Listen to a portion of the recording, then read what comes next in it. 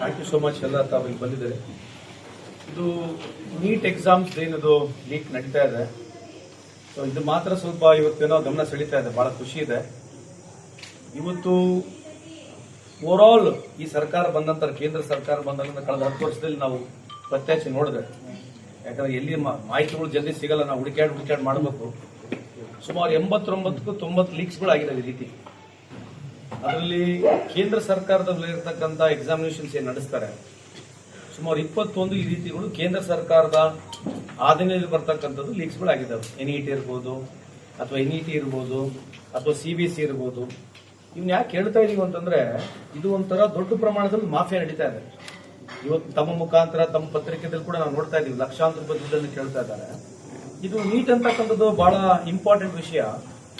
ಇದ್ರಲ್ಲಿ ಏನಾಗಿದೆ ಅಂತಂದ್ರೆ, ಒಂದು ಅಲಿಗೇಷನ್ ಅಂತ ಹೇಳ್ಬೋದು ತಾವು, ಬಟ್ ನನ್ನ ಹತ್ರ ಖಚಿತ ಮಾಹಿತಿ ಇಲ್ಲ. ಬಹಳ ಇಂಪಾರ್ಟೆಂಟ್ ವಿಷಯ ತಮ್ಮನ್ನ ಗಮನ ಸೆಳೆದಕ್ಕೆ ಬಯಸ್ತೀನಿ. ಇವತ್ತು ಸುಮಾರು ಈ ತರದ ಎಲ್ಲಾ ಲೀಕ್ಸ್ ನಲ್ಲಿ ನೋಡ್ತಾ ಇದ್ದಾರೆ. ಸುಮಾರು 89 ಲೀಕ್ಸ್ ನ ನೋಡಿದ್ರೆ, ಇರ್ತಕ್ಕಂಥ ರಿಪೋರ್ಟ್ ನೋಡಿದ್ರೆ ಸುಮಾರು 6.5 ಕೋಟಿ ಮಕ್ಕಳಿಗೆ ಅನಾನುಕೂಲ ಆಗಿದೆ.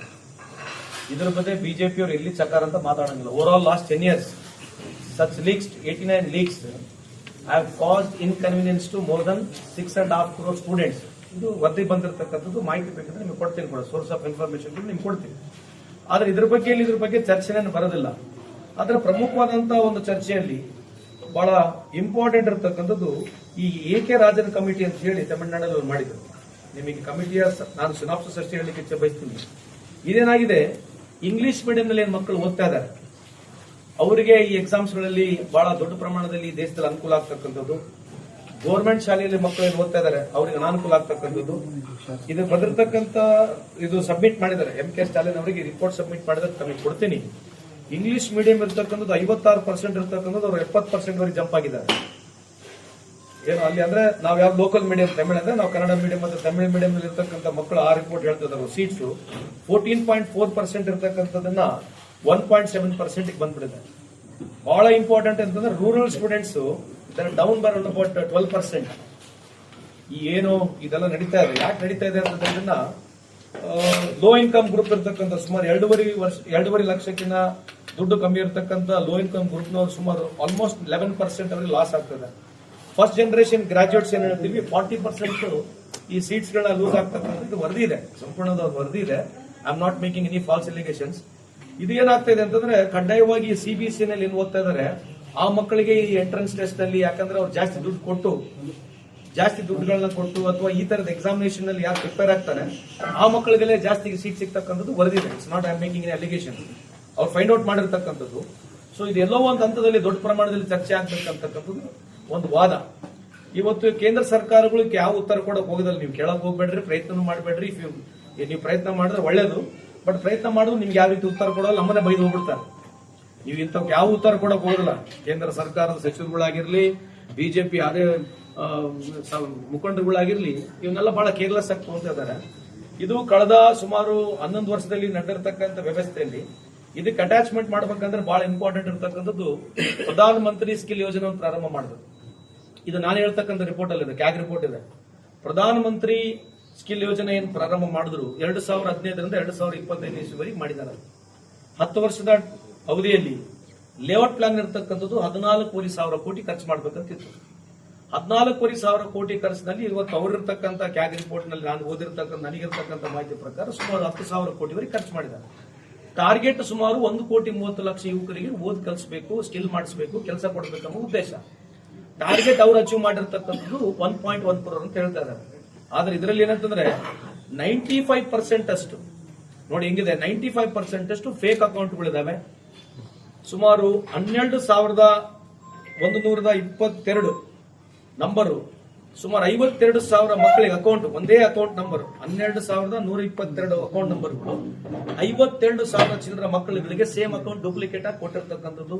ಫೇಕ್ ಇಮೇಲ್ ಐಡಿ ಇದೆ, ಯಾವ್ದು ರೀತಿಯಾದಂತ ಮೊಬೈಲ್ ನಂಬರ್ ಇಲ್ಲ, ಇಮೇಲ್ ಐಡಿ ಇಲ್ಲ. ಇದು ನಾವ್ ಹೇಳಿರ್ತಕ್ಕಂಥಲ್ಲ, ಕೇಂದ್ರ ಸರ್ಕಾರದ ಅದೇ ಇರ್ತಕ್ಕಂಥ CAG ರಿಪೋರ್ಟ್, ಅವ್ರದೇ ಒಂದು ಅಂಗಾಗಿರ್ತಕ್ಕಂಥ ರಿಪೋರ್ಟ್.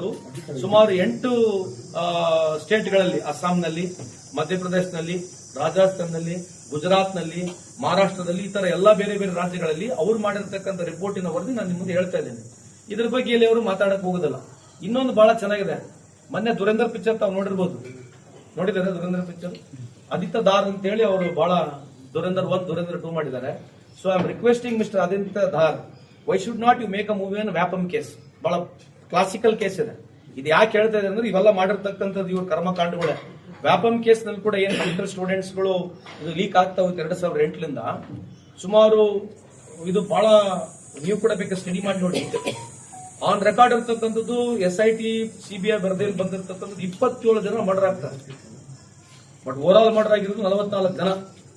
ಯಾರು A1, A2, A3 ಇರ್ತಾರೆ. ಇದು ಬಹಳ ಕ್ಲಾಸಿಕಲ್ ಕೇಸ್. ಬಿಜೆಪಿಯವರ ಕರ್ಮಕಾಂಡದ ಪರಮಾವಧಿ ಒಂದು ಪಿಕ್ಚರ್ ಮಾಡಬಹುದು. ಏನು ನೀವು ಕೇರಳ ಫೈಲ್ಸ್ ಬಗ್ಗೆ ಮಾತಾಡ್ತೀರಿ, ಕಾಶ್ಮೀರ್ ಫೈಲ್ಸ್ ಬಗ್ಗೆ ಮಾತಾಡ್ತೀರಿ, ದುರೇಂದರ್ 1, ದುರೇಂದರ್ 2 ಬಗ್ಗೆ ಮಾತಾಡ್ತೀರಿ. Aditya Dhar, please I request you, why should not you make a film on Vyapam case.